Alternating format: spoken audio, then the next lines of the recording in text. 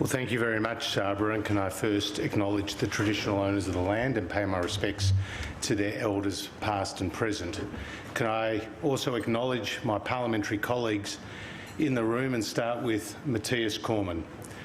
Matthias has been a tower of strength as Australia's Finance Minister.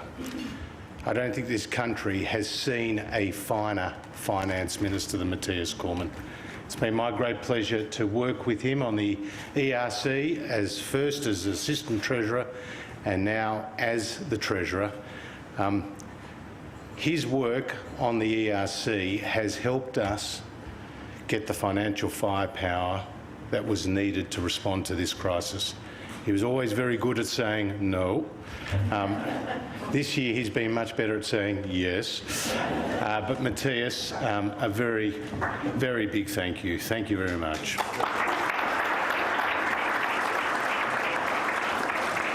Can I also acknowledge Assistant Ministers Hume, who's doing a wonderful job in superannuation. There's some significant reforms in this budget, and Assistant Minister Morrison, thank you for being here. Can I also acknowledge the Secretary of the Treasury, Dr. Stephen Kennedy, again somebody whose professionalism and capacity as the Secretary of the Treasury has been invaluable through this crisis, not just in the preparation of this budget but in the many months leading up. A person who's respected by both sides for his frank and fearless advice, and his contribution in this budget has been as significant as anyone. So too with Rosemary Huxtable. Can I also acknowledge her as the Secretary of Finance and the other senior secretaries I can see in the room, Francis Adamson, Mike Pizzullo and others. Thank you for your service to the country. Ladies and gentlemen, in last night's budget, I announced the Morrison government's plan to rebuild the economy, to create more jobs and to secure Australia's economic future. COVID-19 is primarily a health crisis which has created an economic crisis like none other. Unlike the Australian recessions of the early 1980s and 1990s, this pandemic has created both a supply side and a demand side shock, driving a sharper and a deeper economic downturn. And our economic toolkit has been constrained, with monetary policy having less room to move, with the cash rate at a relatively low rate entering into this crisis. COVID-19 has seen the Australian economy go into recession for the first time in almost 30 years. Tragically, many Australian lives have been lost, and many Australian jobs and Australian livelihoods have been lost too. In response, the Morrison government has provided record support to Australian households and businesses to cushion the blow and to build a bridge to the other side of this crisis. Last night's budget set out the next stage of our economic plan as we move to the recovery phase of this crisis. This plan enables Australians to look to the future with confidence and with hope. Today, I want to outline why the measures in last night's budget are the right ones at the right time to help get hundreds of thousands of Australians back into a job, and how this plan will rebuild the Australian economy and make it more stronger and more productive into the future. COVID-19 has tested our health system and our economy. Through swift and decisive action on the health front and our world-class health system, Australia has achieved one of the best health outcomes in this crisis among any of the other countries in the world. As we have seen overseas, without the strong health measures put in place to contain the spread of the virus and the actions and sacrifices of so many Australians, many more lives would have been lost.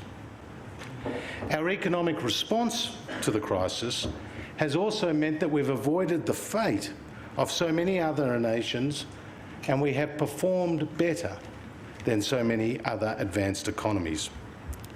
Had we not responded the way we have, we would have seen cascading job losses and business closures across the country. Our response softened the blow. It kept Australian businesses in business and Australians in jobs. Our actions put a floor under the economy. JobKeeper has been the centrepiece of our initial response. It has been an economic lifeline for around 3.5 million Australians employed in over 900,000 businesses. When the JobKeeper payment was announced, consumer confidence increased for 9 consecutive weeks. Along with our other response measures, we were able to replace much of the income that was lost when the health restrictions hit. In the June quarter, overall household disposable income rose by 2.2%. The average income of our lowest income households increased by 20% between the March and the June quarters. As the Deputy Governor of the Reserve Bank said recently, the fact that household incomes rose in the quarter does not mean that the stimulus was overdone. Absent the stimulus, he said, the decline in GDP and employment would have been significantly larger. Without these initial and urgent measures, 700,000 more Australians would have lost their job, and 200,000 Australian businesses would have run out of cash by the end of the year. Many would have had to close their doors, and many would never have reopened. Unlike most other advanced economies, Australia did not have a double-digit contraction in economic growth in the first half of this year. And already, there are signs that the Australian economy is fighting back. Businesses are reopening their doors and people are getting back to work. Of the 1.3 million people that lost their job or were stood down and saw their working hours reduced to zero in the early weeks of this crisis, some 760,000 of them are now back at work. As restrictions continue to ease across the country, we need to ensure that our policies are supporting and accelerating the recovery. Our crisis response policies were the right ones to get us to this point. In Treasury's review of the JobKeeper program in June, they found that the JobKeeper program has a number of features that create adverse incentives which may become more pronounced over time as the economy recovers, dampening the incentives to work, hampering labour mobility and the reallocation of workers to more productive roles. And it keeps businesses afloat that would not be viable without ongoing support. So with our economy reopening, our policies are transitioning away from JobKeeper, which is scheduled to end in March.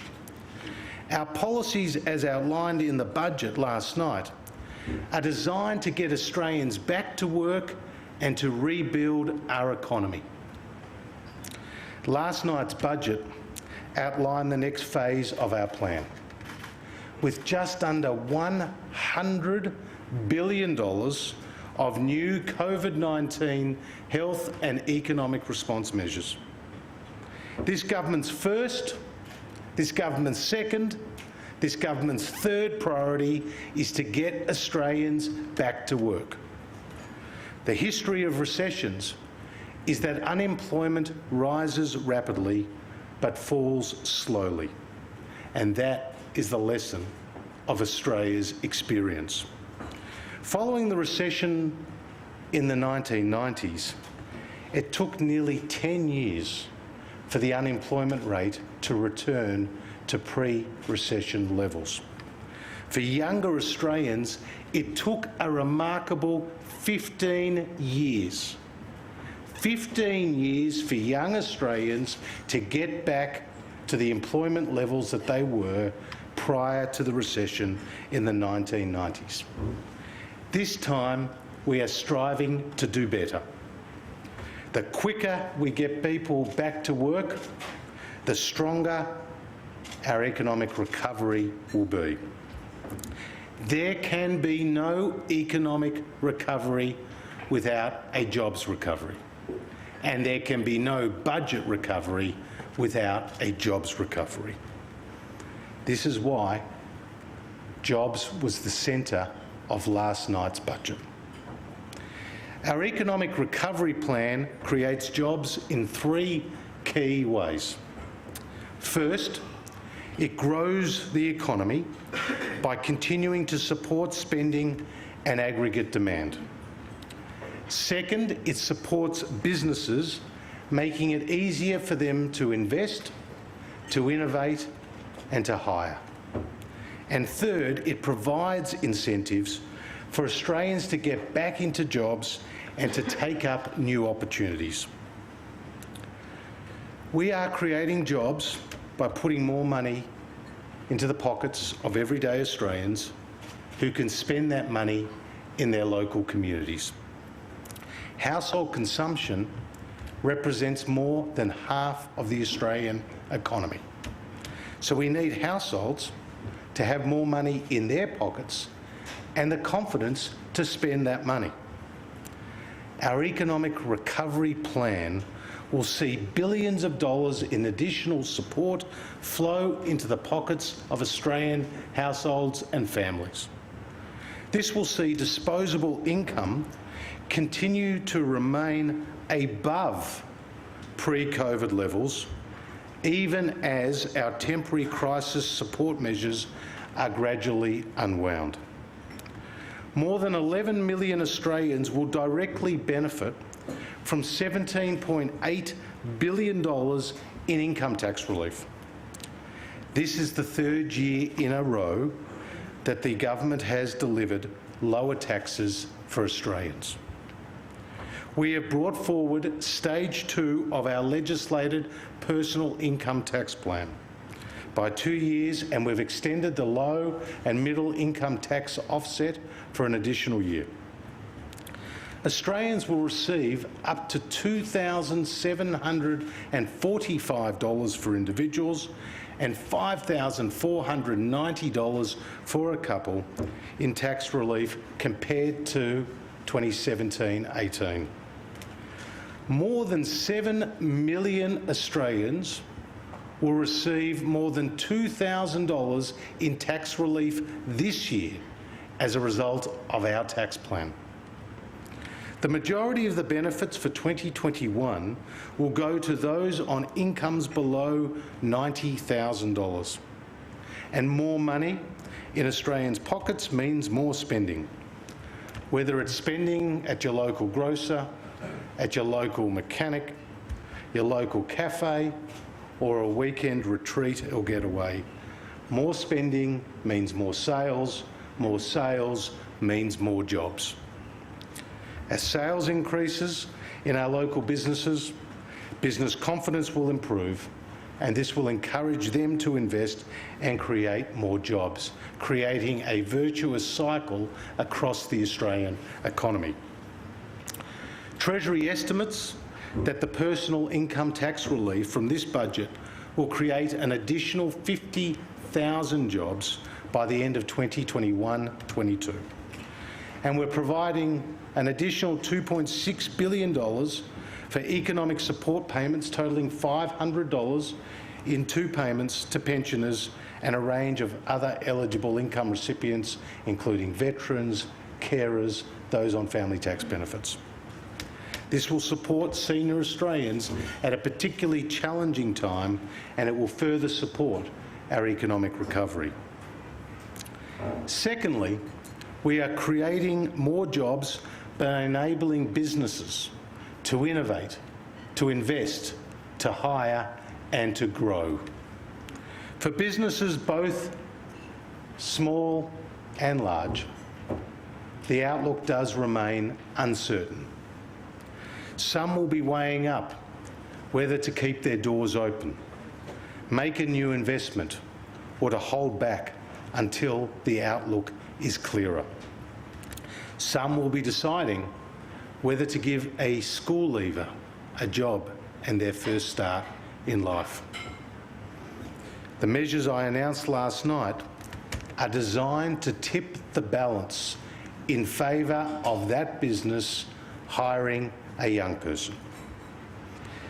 It's also designed to tip the balance in favour of new investment and further innovation by these small, medium and larger sized businesses. Our economic recovery plan includes the most significant incentives ever provided for Australian businesses to invest. They will improve the viability of Australian businesses and create jobs across the economy. Our unprecedented investment incentives will be available to 99% of all businesses that together employ around 11.5 million Australian workers. It will allow these businesses to immediately deduct the value of business assets that they purchase. Our temporary loss carryback measure will be available to companies employing millions of Australians.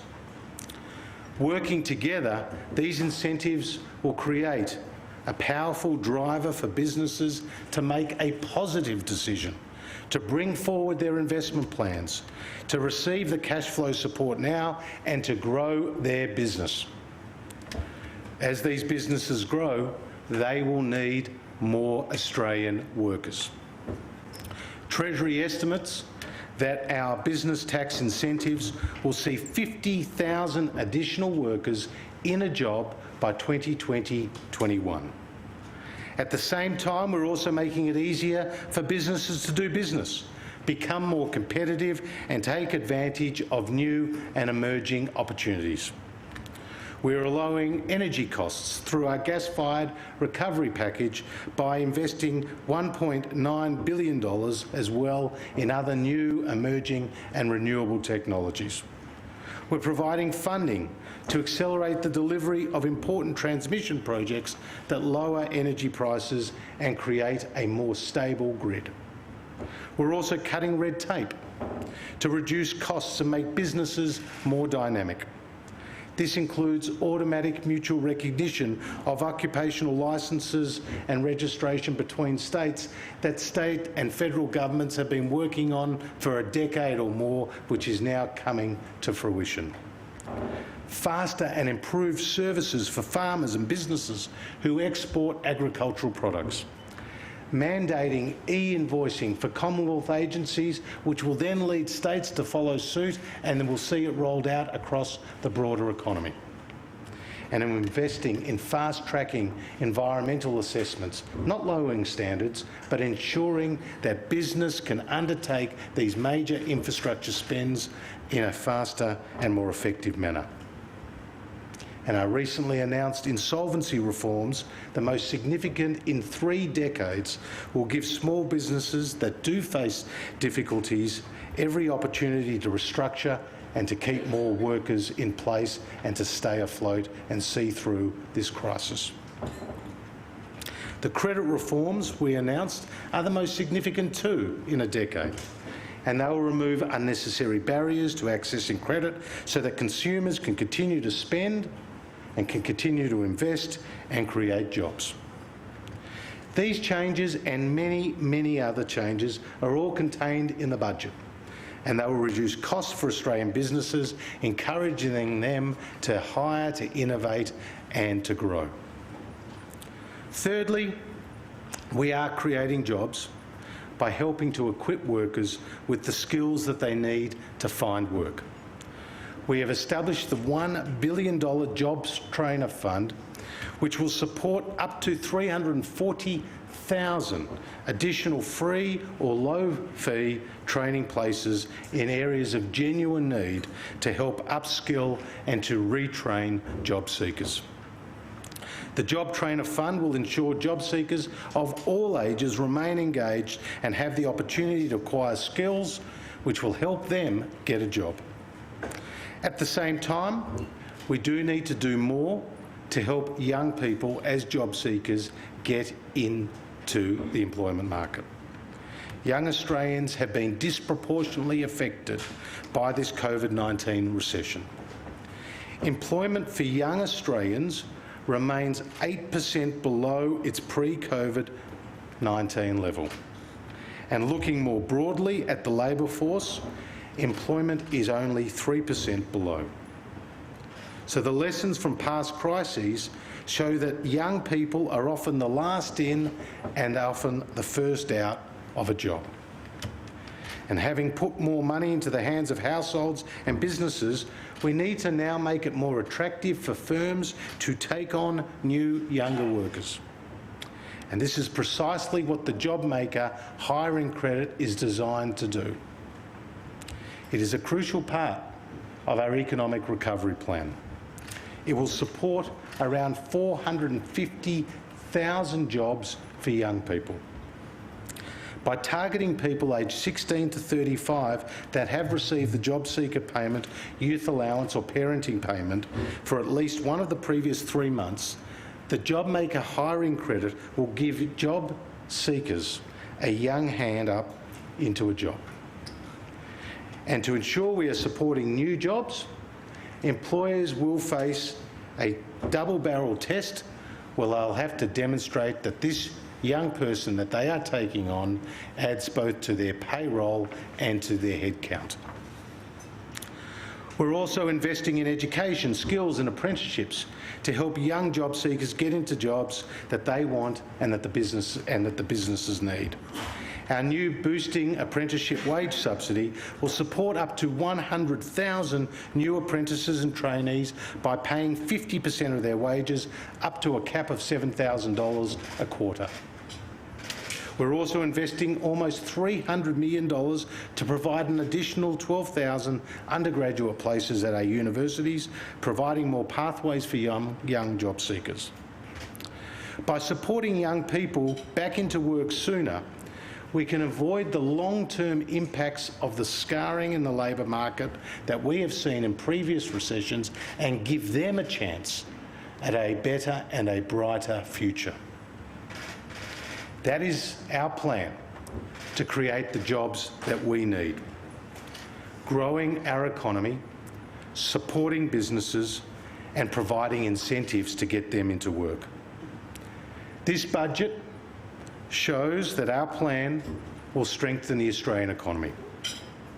Real GDP is forecast to grow by 4.75% in 21-22 as our economy continues to open up and as our new policy support measures flow through the economy. The unemployment rate is expected to peak in the December quarter at 8% and decline to 6.5% by the June quarter in 2022.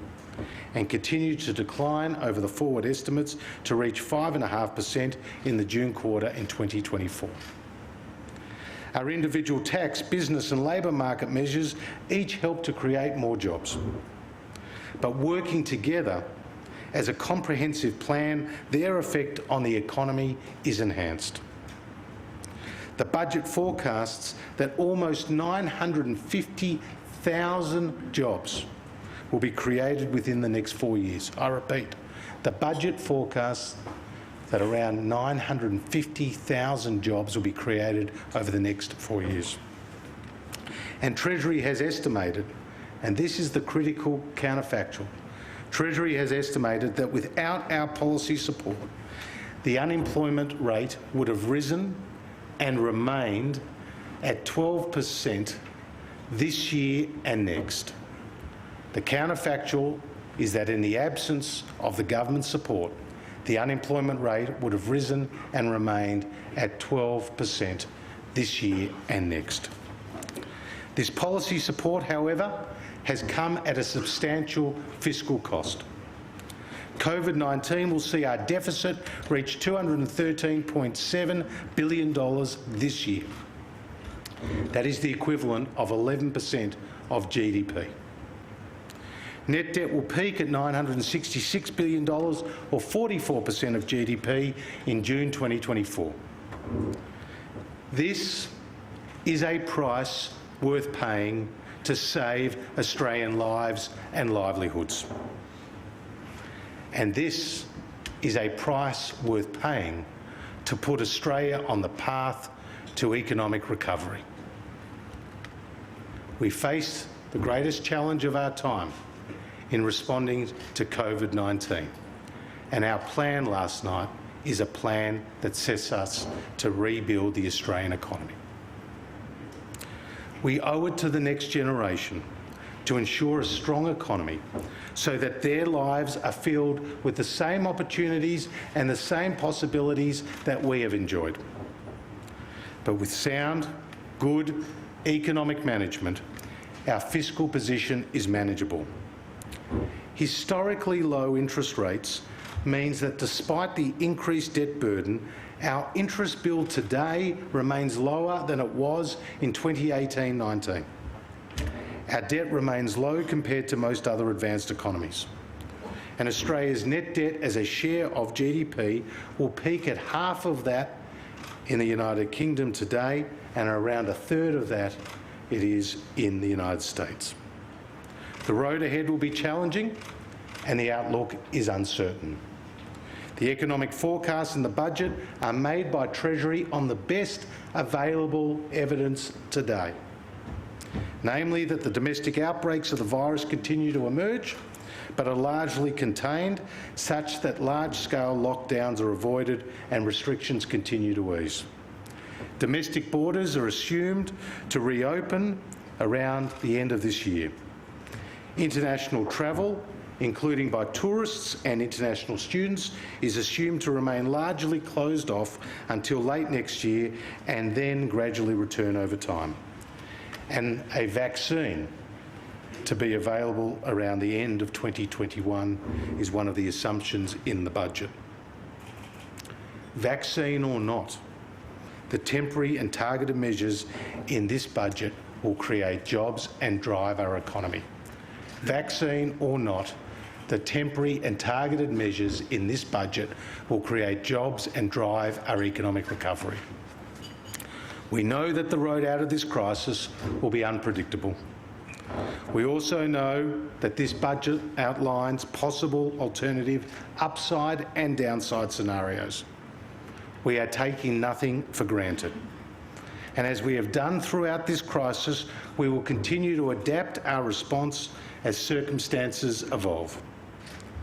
But whatever the future holds, the measures we have put in place in this budget will make our economy stronger than it otherwise would have been. And it means that more Australians in jobs than would have otherwise been the case. These are our policies, and this will make Australia stronger.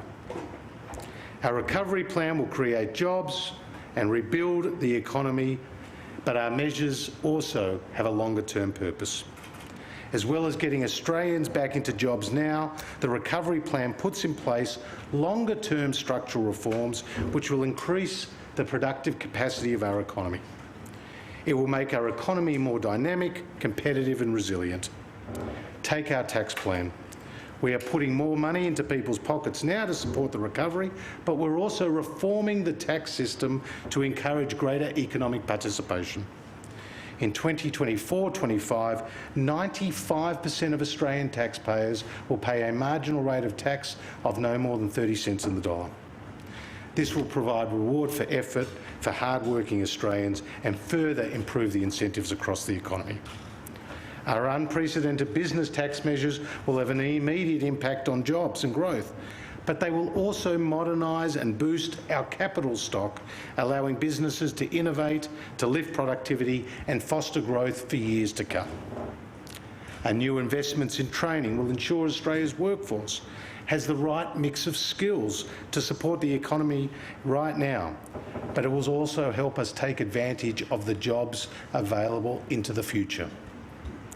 Our accelerated investments in shovel-ready infrastructure will support demand throughout the economy and more than 40,000 jobs across the economy. As part of our record $110 billion 10-year infrastructure pipeline, these investments will also boost our long-term economic productivity. They will see our goods transported around the country more efficiently and at lower cost and reduce congestion, allowing people to move around our cities more easily. And we're also investing in this budget a further $2 billion in research and development, supporting our modern manufacturing sector, among others, helping Australian companies develop new products and better ways to manufacture goods, agricultural products and high-tech medical devices. We're supporting the faster uptake of digital technologies and improved cyber capabilities. We're removing barriers to the provision of credit to support small businesses and consumers. And we're reforming the $3 trillion superannuation sector to make super work harder for you, leaving Australians $17.9 billion better off over the decade. All these important measures and investments will create new opportunities and secure new jobs for Australians, whatever the future holds. And as we emerge from this crisis, we will continue to pursue reforms that boost the dynamism across the economy. Over the course of our economic recovery plan, we will deliver an economy that is stronger, more productive and better prepared to confront future economic shocks. The underlying cash balance is expected to improve significantly, from the deficit of 11% of GDP this year to 3% by the end of the forward estimates and 1.6% by 2030-31. Gross debt will stabilise at around 55% of GDP over the medium term, and net debt will peak at 43.8% of GDP at the end of the forward estimates. Ladies and gentlemen, the budget shows that we remain on the path that is fiscally sustainable. And as we build a stronger economy, we will have a stronger budget position. And that rebuilds the buffers to respond to whatever challenges that lie ahead. This budget lays out a clear roadmap and a clear path for Australia's economic recovery from a once-in-a-century economic shock. We are helping those who are out of work get into work. And we are helping those who are in a job stay in a job. We are looking to the future, and we are looking to the future with confidence. Our plan will rebuild our economy. Our plan will create more jobs. And our plan will secure Australia's future. Thank you very much.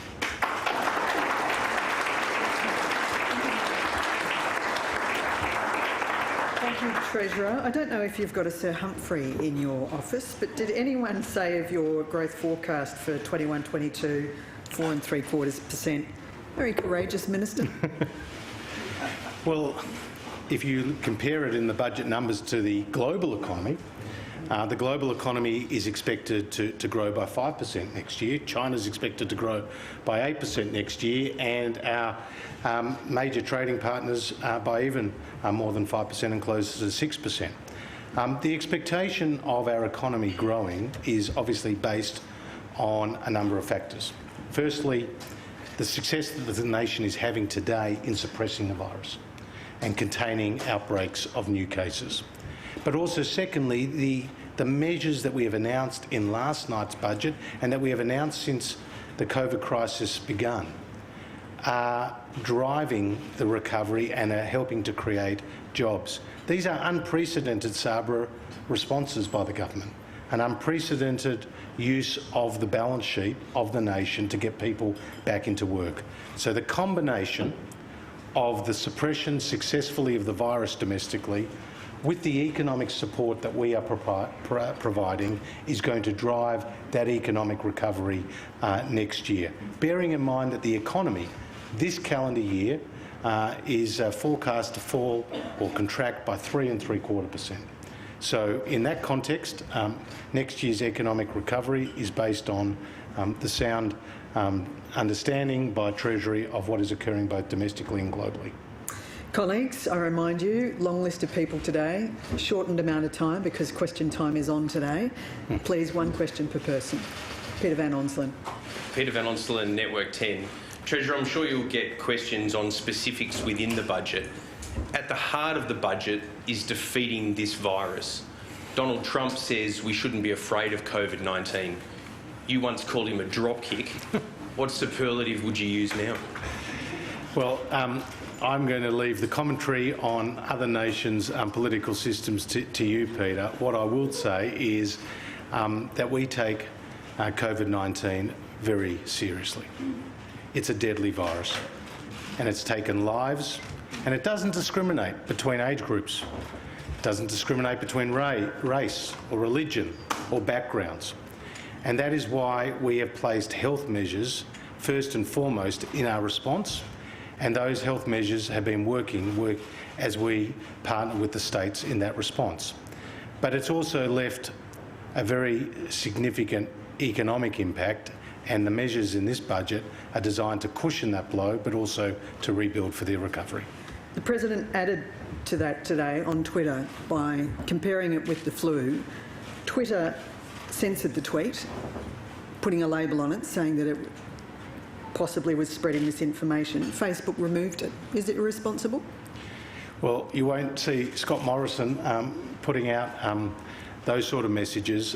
What Scott Morrison, what Greg Hunt, what myself and others have always said is that this virus is deadly and it is creating a massive health and economic challenge for us, and we put the health of all Australians first, and that is what we've done, and the result is that as a nation we have been able to suppress the virus very successfully to date, and the good news is out of Victoria the numbers are coming down, and that should preface a further easing of restrictions in coming weeks. Laura Tingle. Laura Tingle from 7:30, Treasurer. You're putting a lot of money into getting the economy going again, throwing a lot of money at business. But as you've mentioned in the speech, it's replacing an even bigger system. There's a huge step down from the first round of measures. You said JobKeeper was estimated to have kept 3.5 million Australians in work and 900,000 businesses afloat. In your estimates of the forecasts for the next 12 months, Treasury must have made some estimates about how many of those people who've been protected by JobKeeper and how many of those businesses are going to effectively go to the wall.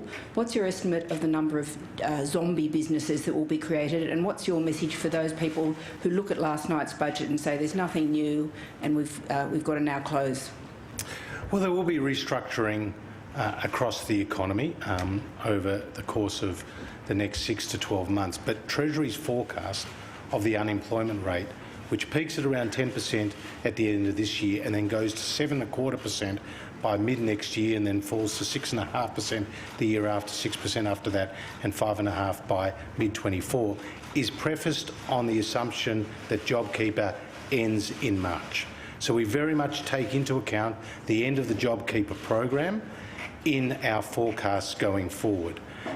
With respect to zombie businesses, as you know, there were a couple of thousand or more businesses who would have otherwise gone through the insolvency process, but I put a temporary measure in place which changed the thresholds of which statutory demands could be made, both in time frame but also in terms of the financial amounts. Those businesses will now go through the insolvency process as that temporary measure ends at the end of the year. Our new insolvency processes will be ones that those businesses go through, and we're hoping that many of them will continue to survive, but not every business will. That is the harsh reality of the crisis we face. Surely you must have numbers, though, on guesstimates as to how many you think will go to the wall? Well, again, those numbers are wrapped up within the broader Treasury estimates of the unemployment figures. Chris Ullman. Chris Ullman, 9 News. Treasurer, unless you have a comorbidity, this disease does discriminate between age groups. And during this crisis, we've asked the young of Australia to make sacrifices for the elderly. We've taken their education, we've taken their jobs, and we have taken their liberty. Now they're being sent a $1.7 trillion gross debt bill that will mature in 2031. How is that fair? Well, ultimately, it would have been unfair to saddle today's generation and future generations with a higher unemployment rate. And that would have been the result if we had not intervened the way we have and we hadn't released the measures that we announced in last night's budget. And the counterfactual, Chris, is that unemployment will rise to 12% this year and next, but for the measures that we've taken in this budget. So already our economic response has helped save 700,000 jobs. JobKeeper, JobSeeker, the $32 billion cash flow boost, the $750 payments. And our measures that we announced last night will continue to save jobs. So for young Australians who will be entering into the job market, it's going to be a lot harder. And that's why we put these extra measures in place. But for young Australians who will have the burden of meeting these debt obligations in the future, they would have been a lot higher if we had not intervened in the way we had to get the unemployment rate down. Claire Armstrong. Claire Armstrong, The Daily Telegraph. Treasurer, today New South Wales ended a 12-day streak of no community transmission of COVID-19. Queensland Premier Anastasia Palaszczuk has maintained the state must have 28 days without a local case before the border reopens. Last night's budget assumed that every state border except WA would be open by the end of the year. A day later, aren't those optimistic projections of growth already at risk if we can't get domestic borders reopened? Well, we're confident that those domestic borders will open by the end of the year, as the Prime Minister has discussed with the Premiers and the Chief Ministers at National Cabinet. Western Australia, as you say, there's an expectation that that border reopening won't occur till April next year, but closed borders cost jobs. So the quicker those borders are open in a COVID-safe way, the better, not just for those local communities in those particular states, but across the country. Queensland has a very dynamic and large tourism sector, and that tourism sector is being hurt by those border restrictions. Phil Curry. Hi, Treasurer. Phil Curry from the AFR.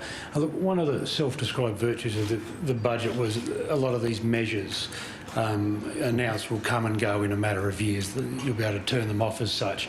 And the budget papers show that the spending trajectory by the end of the forward estimates pretty much returns to where it was before the crisis, the MyFO estimates. Given we're going to be in deficit for a decade and the debt figures contained within, is it realistic for your government or whoever's in power by then to keep spending at that level, or is spending going to be have to looked at some stage without dampening demand? Well, as you know, we set out a fiscal strategy which was in two parts, Phil. The first phase was designed to allow the automatic stabilisers to work freely and also to introduce these temporary and targeted measures. Once we got comfortably below 6% unemployment, which is the 5.5% number printed for mid-2024, then we moved to the second phase and fiscal sustainability and sustaining the budget position. But those two phases, they work in tandem because you cannot have a budget repair strategy without having a jobs recovery. And importantly, we're seeing payments as a share of GDP come down from 34.8% in 2021 down to 26.9% at the end of the forwards. So it's quite a significant fall in payments as a share of GDP. But I just want to highlight one point, which is compared to the estimates at MyFO, so the end of last year, the Australian economy, by the end of the medium term, will be 8% smaller in nominal terms than what was originally forecast. Now, that's the equivalent of $250 billion. And that is the impact of COVID. And what we've seen is not just a increased expenditure in terms of our payments, but we've also seen a big hit to tax receipts. So over the forward estimates, payments increase by $237 billion. Tax receipts fall by $283 billion. So less company profits, less people in work paying taxes. One of the reasons why we were able to get the budget back into balance for the first time in 11 years is because welfare dependency hit a 30-year low and more people were in work. The workforce participation rates were at record highs. And so we need to get more people into jobs. That will help grow our economy, but our economy is smaller as a result of COVID-19. Mark Riley. Mark Riley, Treasurer of the Seven Network. The most important part of this budget for a lot of Australians will be those tax cuts, how much they'll get and when they'll appear in pay packets. You said this morning on the Sunrise program that the backdated element of the tax cuts won't be paid until the end of the financial year in a lump sum. You said the way the tax office operates is that the earliest 6 months will be rebated back to you at the end of the financial year. Isn't it the case that that's not the way the tax office operates, that those 6 months of backdated tax cuts will actually be paid pro rata in a fortnightly or monthly pay cycle whenever these tax cuts come in? Maybe it's in December, that money will be in the pockets of those Australians. And if that's the case, why don't you know the detail of your budget centrepiece? Well, what the tax office has told us is that they're going to amend the PAYG withholding tax schedules, and that will be once we know that the Labor Party is supporting this bill, and the bill I'm introducing tomorrow, so that will be from December or November onwards, so before Christmas. Those changes will be made, and the first 6 months will be provided at the end of the year together with a low and middle income tax offset. So one lump sum at the end of the year, it's not going to be pro-rated. You sure? It's going to be, the changes will come into effect at the end of this year, but in terms of what's happened in the first 6 months, that will be payable at the end of the year. Colin Brinsden. Treasurer, Colin Brinsden, AAP. You've got a fairly fast pace of growth in the next financial year, but given the uncertainty, can you say with any confidence that we're going to have growth in the third quarter, or had growth in the third quarter, given what happened in Victoria, or are we going to have a third contraction in a row? Well, again, we're making the forecasts and the assumptions based on what we know today, and the fact is that we are expected to have economic growth of 4.25% next year, and that is based on the easing of the restrictions and the evidence that we have today. But what about near term?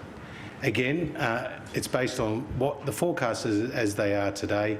The economy is coming back, the unemployment rate is coming down, and that will see more people in job. Lani Scarr. Lani Scarr from the West Australian. Thanks for your speech, Treasurer.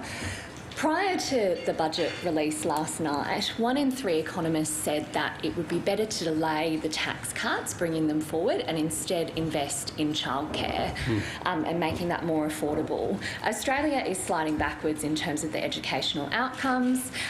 Many experts say that it is beneficial not only for the children but also for Australia's GDP to invest in early childhood education. Why was there nothing in the budget last night for childcare, and will there be more to say from this government in the May budget next year? Well, actually, there were things in the budget for childcare, well, hundreds of millions of dollars for childcare, and obviously that has been very important, for example, in Victoria. In terms of childcare and our subsidy, it's around $9 billion a year. It helped drive the increase in workforce participation that we saw at the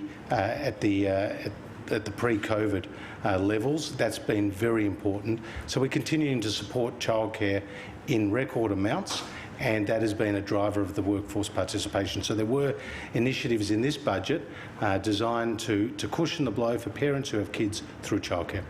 Andrew Clennell. Treasurer, Andrew Clennell from Sky News. In May, you told the Press Club that we had the second highest company tax rate in the OECD. In July, you told the Press Club you wanted to go Reagan-Thatcher supply-side reforms. So last night, where were the big reforms? Was it the deficits, the Senate, the focus groups, or the PM that stopped you? Well, as you know, the company tax battle has been one that has played out in the halls of Parliament House before.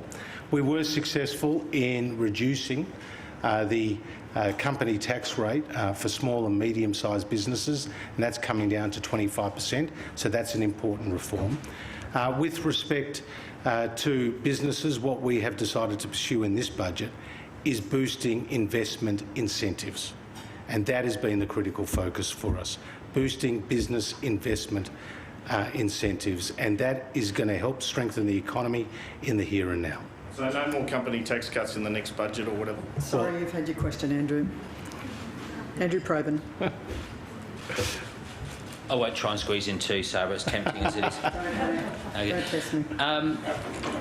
Treasurer, in budget paper number 231, it looks like Stephen Kennedy and the crew are reassessing what trend growth is. That it's basically 2% now, and it doesn't get to 2 3/4 up until the end of 10 years.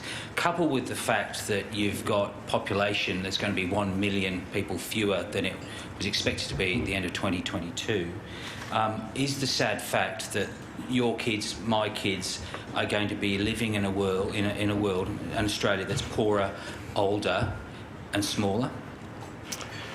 Well, the reality is we are going to see the economy contract. That's one point.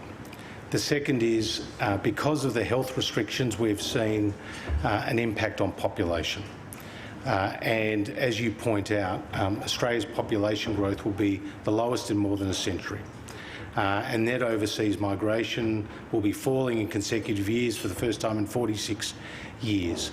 So we are seeing, as a result of COVID-19, Andrew, a significant impact on growth as a result of those population numbers. And of course, we're seeing a smaller economy as a result. But there is cause for optimism and hope, and that's our focus.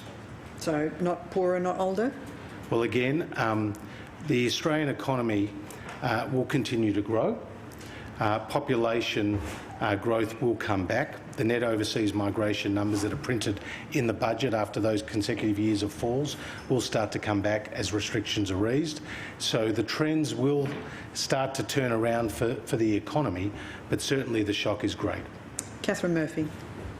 Hello, Treasurer. Catherine Murphy from Guardian Australia. You mentioned in your speech a minute ago that, citing past recessions, that you wanted to tip the balance in favour of employment for young Australians. But there's also another lesson from previous recessions, and that is older workers struggle to find re-employment if they lose a job during a downturn. So just with your JobKeeper, your JobMaker credit, can you tell me what there is to stop an employer sacking a 50-year-old full-time worker who isn't subsidised, in order to hire 3 young part-time workers who are subsidised? So there's a double barrel test, Catherine, for the eligibility for a business to receive that JobMaker hiring credit. That double barrel test is that based on the numbers as of the end of September, the headcount has to be higher and the payroll needs to be higher. And so that is the integrity test that is designed to support additional people coming on to that business. And that will ensure that those 450,000 people that we're supporting will get the benefit of those businesses taking those incentives to hire and to grow. And the focus on young people, as I laid out in the speech, is because we've seen with previous recessions, and we've seen in this recession, that they've been particularly hit hard. And they don't necessarily have the same experience or the skill sets that some of the senior workers have, and so therefore giving them this helping hand now is very important. Still on Catherine's question though, that still doesn't stop someone from sacking a 50-year-old and still employing more people and meeting that threshold that you've set. So we've got those integrity tests in place. The headcount has to be higher than as of the 30th of September. This is a 12-month initiative, and we believe that having that double barrel test will ensure that we get additionality across the economy. David Crowe. Thanks, Sarah. Thanks, Treasurer. David Crowe from the Sydney Morning Herald and The Age. Further to Mark Riley's question about the tax cuts. Now, I can see a benefit to a government going to a spring election next year for tax cuts to turn up after somebody lodges their tax return after June 30 next year. However, we are in a national emergency. The economy needs support now. What is to stop you asking the ATO to take those backdated tax cuts and apportion them pro rata into somebody's PAYG now so that money hits the economy? Well, again, people's salaries may have been, or the income that they were receiving in those earlier 6 months be different to what they are receiving as of November or December, because obviously the circumstances have changed across the economy. You also get the lower middle income tax offset, and as you know, that comes in once you've put in your return for the year. So you will get benefit as of the end of the year or before, as soon as the PAYG withholding schedules are updated by Treasury. But the advice to us, contrary to what Mark has said, the advice to us is that the way that the tax office will do this is that they will amend those schedules for going forward, and then people receive the money at the end of the year. Patrick Cummins. Patrick Cummins from The Australian. Despite these large debt and deficits that stretch out for a decade, as shown in the budget, you say that the country remains on a path that is fiscally sustainable. The forecasts in the budget appear reasonably optimistic, and we know how easily forecasts can be blown off course due to the health crisis. So how far, how much debt, how deep into deficit is the government prepared to go if these forecasts prove radically too optimistic, if the recovery turns into something like a second recession? Well, again, this is a health crisis that's leading to a very significant and severe economic crisis. And there are some scenarios in the budget documents which, for example, talk about another wave across Victoria or a similar sized state. And in the event that that occurs, you could see a hit to GDP of $55 billion, or equivalent of 1% of GDP, over 2 years. Now, that's obviously a negative scenario of what could happen if we were to see another wave of cases. There's also an upside scenario in the budget papers, whereas if the vaccine was found 6 months earlier, that would lead to a $34 billion increase in GDP. So that is what's ahead of us, because there is a great deal of uncertainty in this pandemic. Prepared to go deeper into deficit? Well, again, we are taking the steps today based on what we know today, but we will continue to take temporary and targeted measures, Sabra, to drive down unemployment, as we have today. And I do want to point out that in the most recent job numbers, unemployment fell from 7.5 down to 6.8%. So 111,000 new jobs were created last month, 458,000 over the last 3 months. That fall from 7.5 to 6.8 was the single biggest fall in 32 years. So we are starting to see a trend in the right direction. Victoria has been different, and Victoria, there were 42,000 jobs that were lost last month, and more will be lost in Victoria as a result of these restrictions. But we are trending in the right direction as an economy and as a country. Michelle Grattan. Michelle Grattan from The Conversation. Treasurer, talking about the uncertainties in the budget, I noticed that both the Prime Minister and you seem to be leaving yourself a bit of wriggle room on that assumption about a population-wide vaccination program being in progress at the end of next year or late next year. I wonder where that assumption came from, and was it endorsed by the Australian Health Protection Principle Committee? Was it discussed by them? And if they didn't endorse it, why was it not taken to them? Well, it was worked out by Treasury, working in conjunction with the Health Department. And they worked through the various scenarios But as you would understand, Michelle, these are very uncertain times. And as a government, we've taken every step possible to give Australia the best possible chance of getting a vaccine. And that means investing in our researchers, joining global supply chains, and securing access to 80 million doses of vaccines for Australians. But we're all hopeful in this room and beyond that we will find a vaccine, and we have made that assumption based on the end of next year. But obviously, as there are developments in the health and the global community, we'll continue to update our position in subsequent economic documents. But that forecast was based on a Treasury analysis that was undertaken following consultation with the Health Department. Tamsin Rose. Thanks, Treasurer. Tamsin Rose from the Herald Sun. The budget papers show that COVID will massively slow population growth in Victoria and create a GST shortfall of almost $4 billion this year alone. Given the state's already precarious financial situation because of the second wave, would you consider any sort of GST top-up to make up for this shortfall, or any other specific measures for Victoria? Well, we've already made a GST top-up, which dealt with the situation particularly in Western Australia, where their GST distributions had fallen significantly below where it should have been. But again, GST is a function of consumption across the economy, and consumption is nearly 60% of GDP. And consumption's been hit as the health restrictions have been put in place. Just like our income tax receipts have been hit as people have lost their jobs, just as our company tax receipts have been hit as businesses have become less profitable or turned up with a loss. So every government, federal and state, is feeling the impact of the COVID-19 crisis, and the impact is being felt in GST contributions. If anything, my message to the states is that they need to spend more, Thames.